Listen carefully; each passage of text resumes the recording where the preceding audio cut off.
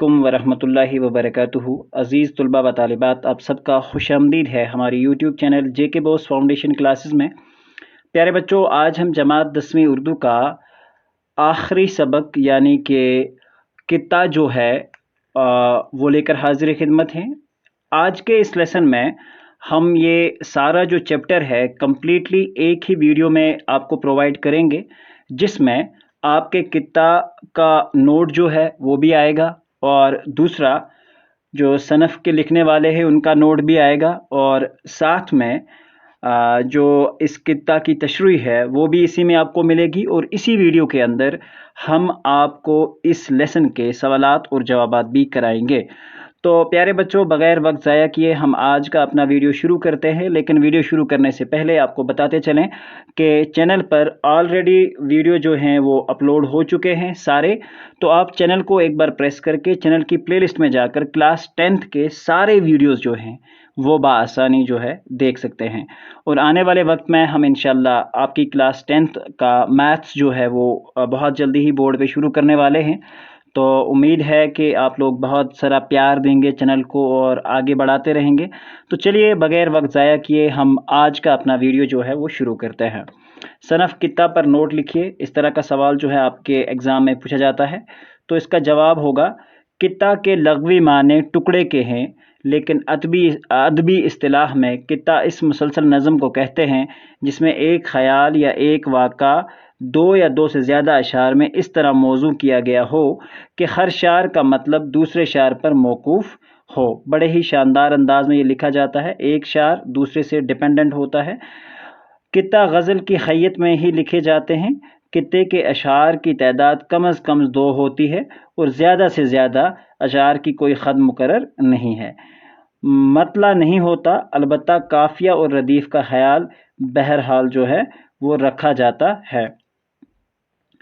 दूसरा जो होता है, कित्ते में हर किस्म के मज़ामीन बयान किए जाते हैं, यानी कि हर कोई किस्म का मज़मून जो है आप इसमें बयान कर सकते हैं।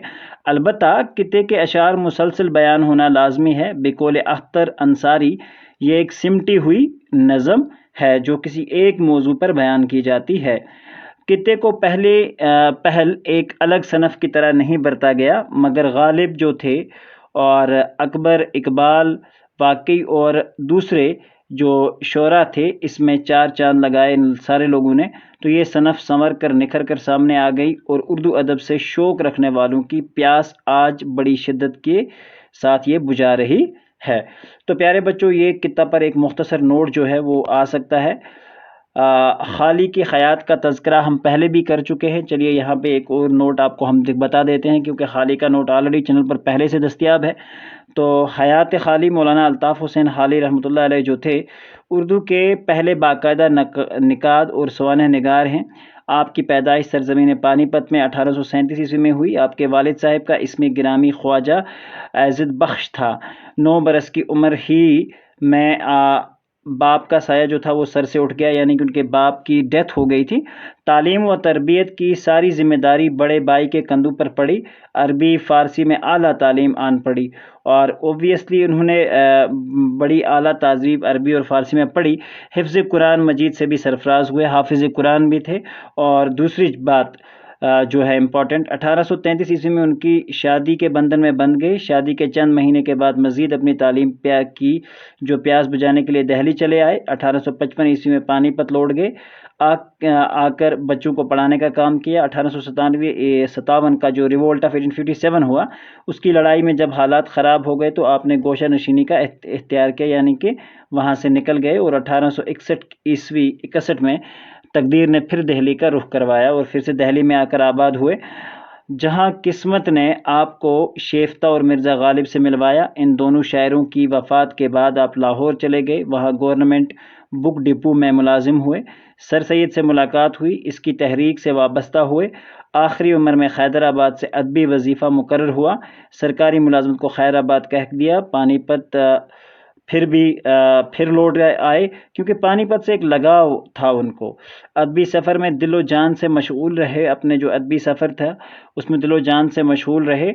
यहीं पर ही 31 दिसंबर 1914 को आप अल्लाह को प्यारे हो गए और यहाँ तक ये उनका जो है ये مختصر جو ہے جائزہ ہے۔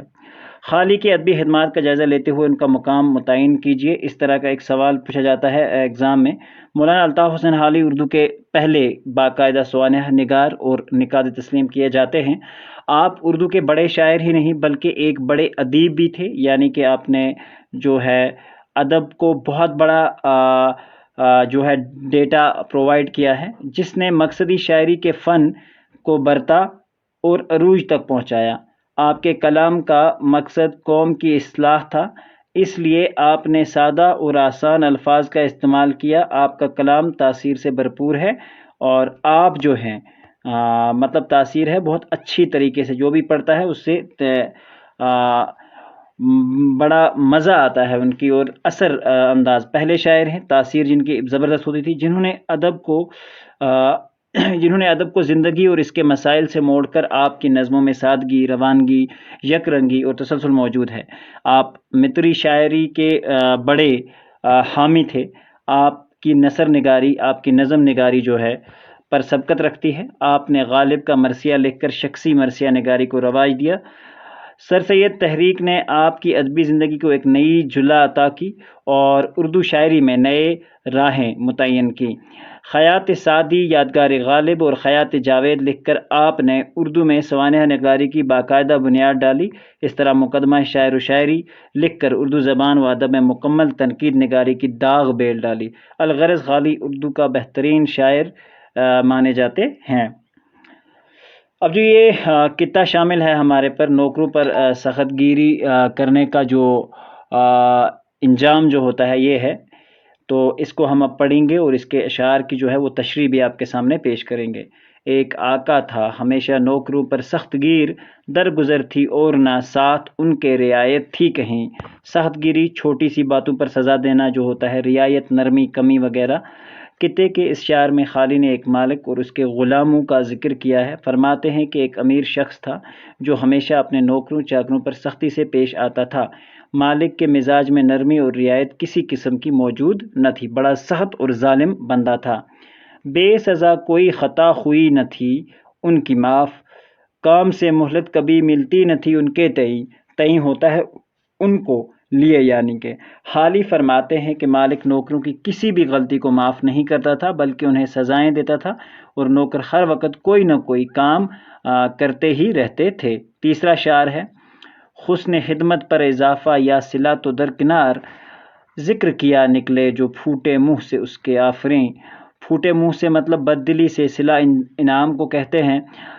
حالی ارشاد فرماتے ہیں کہ مالک کے غلاموں کو ہر وقت کام پر کام کرنا پڑتا تھا، کبھی فرصت کے 2 لمحات میسر نہیں ہو پاتے تھے اور اچھے کام اور عمدہ محنت پر بھی کوئی انعام یا اجرت میں اضافہ نہیں کیا جاتا تھا۔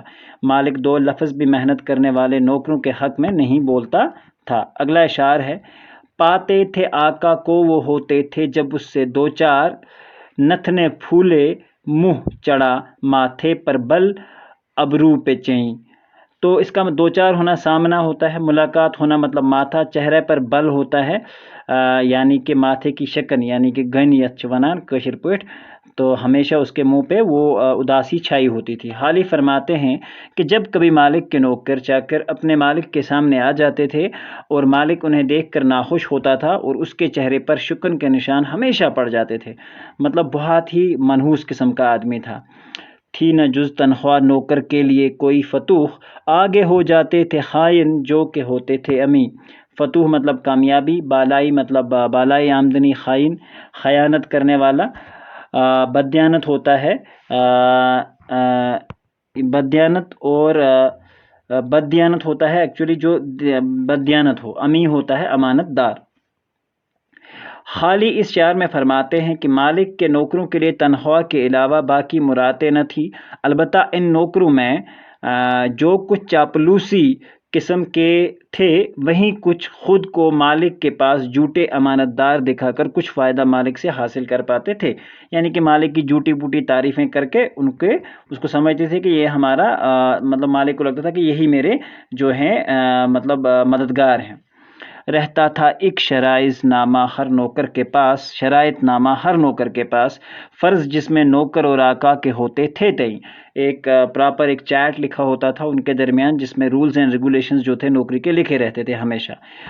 حال ہی اس خطے کے اشعار میں مالک اور نوکروں کے مابین ہونے والے معاہدے یعنی کہ کانٹریکٹ کا تذکرہ کرتے ہوئے فرماتے ہیں کہ مالک اور اس کے نوکروں کے درمیان ہمیشہ ایک معاہدہ جو تھا اس کا ایک پرچہ لکھا ہوا رہتا تھا کہ مالک اور نوکروں پر کیا حق ہے اور نوکروں کو کیا فرائض انجام دینے ہوں گے۔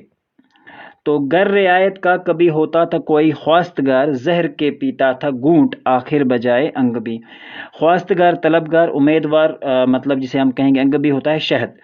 حالی کہتے ہیں کہ جب کوئی نوکروں میں کوئی کمی یا تخفیف جو ہے کا حق مانگتا تھا تو مالک جو تھا نوکروں پر کوئی نرمی نہیں کرتا تھا، جس کی وجہ سے نوکر شہد کھانے کے بدلے زہر کے پیالے گھونٹ گھونٹ کر پیا کرتے تھے، مجبور تھے بیچارے۔ حکم کیا کرتے؟ حکم ہوتا تھا شرائط نامہ دکھاؤ ہمیں تاکہ یہ درخواست دیکھیں واجبی ہے یا نہیں، یا جب بھی کوئی بات ہو جاتی تو سوچنا مطلب جلدی آپ نکالو، ہم ٹیلی کرتے ہیں کہ یہ رولز اینڈ ریگولیشنز ہیں یا نہیں۔ واجبی مطلب درست، ضروری مطلب ٹھیک۔ خالی فرماتے ہیں کہ جب کوئی نوکر کوئی رعایت کی مانگ کرتا تو مالک حکم دیتا تھا کہ وہ نوکری کی شرائط نامہ دکھاؤ تاکہ یہ دیکھا جائے کہ آپ لوگوں کی فرمائش جو ہے وہ جائز ہے کہ نہیں۔ اور یہ بنایا بھی خود اس نے تھا تو اس میں ویسا اس نے کچھ لکھ کے رکھا نہیں ہوگا۔ وہاں سوا تنہا کے تھا جس کا آقا ذمہ دار، تھیں کری جنتی وہ ساری نوکروں کے ذمے تھی۔ کری مطلب نقصانات۔ خالی کہتے ہیں جب نوکروں کے ذریعے نوکری نامہ پیش کیا جاتا تھا تو وہاں صاف صاف لکھا ہوتا تھا کہ تنخواہ کے سوا مالک کی کوئی ذمہ داری نوکروں کے تئیں درج نہ تھی، مطلب صرف تنخواہ دینا تھا، باقی کچھ بھی نہیں۔ البتہ کام کرتے وقت اگر کسی چیز کا نقصان ہو جاتا تو اس کی بھرپائی نوکروں کو کرنا ہوگی، یہ بھی اس میں لکھا رہتا تھا۔ دیکھ کر کاغذ کو ہو جاتے تھے نوکر لاجواب، تھے مگر وہ سب کے سب آقا کے مارے آستیں، ہمارے آستیں چھپا ہوا دشمن، دوست نامہ دوست۔ خالی فرماتے کہ جب نوکر اپنی نوکری نامہ دیکھتے تھے تو دیکھ کر شرمندہ اور لاجواب ہوتے تھے اور اندر ہی اندر دل میں مالک کے دشمن بن جاتے تھے۔ ایک دن آقا کا تھا ایک منہ زور گھوڑے پر سوار، تھک گئے جب زور کرتے کرتے دستے نازنی کمزور ہاتھ جسے ہم کہیں گے۔ حالی کہتے ہیں کہ ایک دن مالک ایک دن تیز رفتار کسی تیز ترار گھوڑے پر سوار ہوا، مگر بدقسمتی کی وجہ سے گھوڑا بے قابو ہو گیا اور مالک کے دونوں ہاتھ لگام کھینچتے کھینچتے تھک جاتے ہیں، ٹھیک ہے، لیکن وہ گھوڑا کنٹرول نہیں۔ دفتن قابو سے بھاگ کر ہو کے باغا راہ خوار، اور گرا اسوار صدر زیں سے بالائے زمیں۔ اسوار یعنی کہ سوار، بالائے زمیں زمین کے اوپر گر پڑا۔ یہ بیان کرتے ہیں کہ مالک جس گھوڑے پر سوار ہوا تھا وہ اچانک بے قابو ہو جاتا ہے اور مالک کے پاؤں گھوڑے کی زین سے نکل جاتے ہیں اور جس کی وجہ سے مالک زمین پر گر جاتا ہے۔ کی بہت کوشش نہ چھوٹی پاؤں سے لے کر رکاب، کی نظر سائنس کی جانب کہ ہو آ کر میں مددگار، سائنس مطلب گھوڑے کی خدمت اور دیکھ بھال کرنے والا۔ خالی اس شعر میں فرماتے ہیں کہ اس مالک نے بڑی کوشش کی کہ اس کے پاؤں کا رکاب سے چھوٹ جائے، مگر وہ اپنے پاؤں چھڑانے سے کامیاب نہ ہو سکا۔ آخر گھوڑے کی دیکھ بھال کرنے والوں سے کہا کہ میرا پاؤں چھڑانے میں میری مدد کرو۔ تھا مگر سائنس ایسا سنگ دل اور بے وفا، دیکھتا تھا اور ٹس سے مس نہ ہوتا تھا لئیں۔ آئی بات سمجھ؟ ٹس سے مس ہونا مطلب اس کو گرین اسس نہ گسان کہ جو یہ گھوڑے کا مالک تھا لانتی لئیں کہتے ہیں لانت جس پہ پڑے جائے، ٹھیک ہے، یہ ایک برا لفظ ہے۔ حالی کہتے ہیں کہ جب مالک کا پاؤں رکاب پر پھنس جاتا ہے مگر نوکروں پر اپنے مالک کی مدد کرنے کے لیے آگے نہیں آتے تھے، لیکن وہ لانتی نوکروں پر اپنی آنکھوں سے سب کچھ دیکھتے رہتے تھے اور وہ اپنے مالک کی کس طرح سے مدد نہیں کرتے تھے۔ دور ہی سے تھا اس کاغذ دکھا کے کہہ رہا، دیکھ لو سرکار اس میں یہ شرط لکھی نہیں۔ اب گھوڑے کا تو کوئی تذکرہ کنٹریکٹ میں تھا نہیں، تو دور سے کاغذ دکھا رہے تھے کہ ایسی کوئی شرط نہیں ہے کہ ہمیں رکاب سے آپ کا پاؤں چھٹوانا ہے۔ حالی کہتے ہیں کہ نوکر نے مالک کی پکار کی مدد پر کہا، دیکھو صاحب کہ اس ہمارے نوکر نامے کے کاغذ کی شرائط میں آپ کی مدد اس طرح کرنا نہیں لکھا ہوا ہے۔ تو یہ ایک طرح کا موضوع ہے کہ جیسی کرنی ویسی برنی۔ اگر توضیحات میں ہم دیکھیں کتے کے لفظی معنی ٹکڑے کے ہیں۔ اصطلاحاً شعر میں کتا غزل کی حیثیت میں کہے گئے ان دو یا دو سے زیادہ اشعار کو کہتے ہیں جو معنی کے اعتبار سے باہم مربوط ہوں۔ اکثر شعراء غزل میں دو یا دو سے زیادہ معنی کے لحاظ سے اس طرح مربوط کرتے ہیں کہ کتا بند کہلاتا ہے۔ اس کتے میں حالی نے ہمیں ماتحتوں اور نوکروں کے ساتھ اچھا برتاؤ کرنے کی تلقین کی ہے۔ نوکر بھی ہماری ہی طرح انسان ہوتے ہیں، اگر ہم ان کے ساتھ ہمدردی سے پیش آئیں گے اور ان کا خیال رکھیں گے تو وہ ساری عمر ہماری خدمت کریں گے اور سچے دل سے کریں گے، ہمارے صحیح معنوں میں وفادار ہوں گے۔ اور اگر ان کی طرف ہمارا رویہ غیر ہمدردانہ ہو، یعنی کہ ہم اگر ان کے ساتھ اچھا برتاؤ نہ کریں تو ہمارا حشر بھی جو ہے اس آقا کی طرح ہوگا جس کا قصہ اس میں بیان کیا گیا تھا۔ اب اس میں سوالات ہیں، میں نے آپ کو کہا تھا کہ ایک ہی ٹاپک میں ہم ساری چیزیں بیان کرنے والے ہیں۔ یہ کہانی بیان کرنے سے حالی کا کیا مقصد ہے؟ اس کہانی کو بیان کرنے سے حالی کا مقصد یہ تھا کہ ایک امیر انسان کو اپنے نوکروں اور چاکروں کے ساتھ ہمیشہ حسن و سلوک سے پیش آنا چاہیے۔ اگر کبھی نوکروں سے کوئی غلطی یا چوک ہو جائے تو اسے درگزر یعنی کہ معاف کر دینا چاہیے، نہ کہ سختی کرنی چاہیے، کیونکہ یہ لوگ بھی ہماری طرح انسان ہی ہوتے ہیں، اور آج یہ اگر ہمارے مات آتے تو کل یہ بھی ہو سکتا ہے کہ یہ بھی ہمارے کسی کام کو انجام دیں گے۔ آئی بات سمجھ؟ جو ہماری بس کی بات نہ ہوگی۔ ہمیں اپنے ماتحتوں سے کس قسم کا برتاؤ کرنا چاہیے؟ تو پیارے بچوں، یہ حدیث بھی ہے اور اچھی بات بھی ہے کہ ہمیں اپنے ماتحتوں سے ہمیشہ خوش اخلاقی اور حسن سلوک سے پیش آنا چاہیے، نہ کہ زور زبردستی سے۔ یہ بات یاد رکھنی چاہیے کہ بڑے پتھر کو بھی کبھی چھوٹے پتھر کی ضرورت پڑتی ہے، ڈھک موجب۔ آئی بات سمجھ؟ بڑے پتھر کو جب بھی ہم سٹیک کرنے کی کوشش کرتے ہیں تو اسے چھوٹے پتھر کی ضرورت پڑتی ہے۔ اس کا مطلب یہ ہے کہ کسی بھی بڑے آدمی کو چھوٹے آدمی کی ضرورت پڑ سکتی ہے۔